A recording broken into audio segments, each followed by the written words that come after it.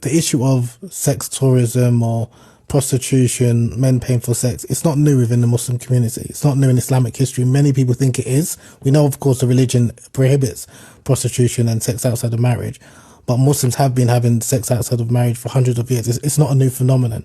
What is really peculiar, from my understanding of seeing some of these scandals, is people will try and justify it in the name of the religion. Where people go to maybe like countries like Morocco, Egypt, Malaysia, it's done under the guise of what is known as a misyar marriage, or a marriage with the intention of divorce.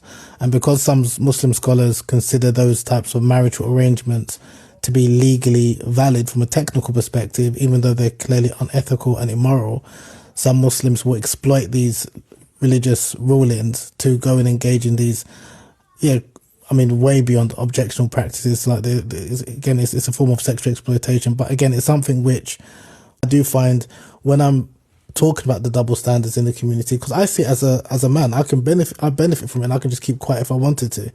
But it'd be quite hypocritical for me to not to talk about the reality and what I see, when, like in my first book, I was talking about the anti-black racism in the Muslim community.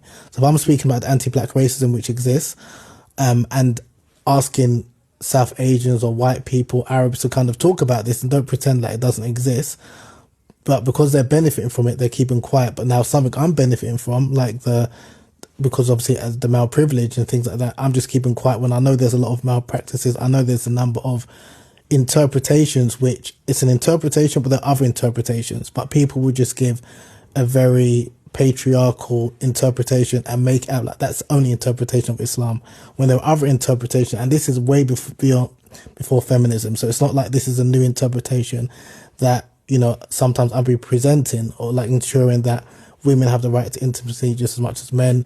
Men should be ethical, should be moral, not just because you technically don't need to tell your wife you're taking the second wife that you can have a secret second wife. It doesn't work like that.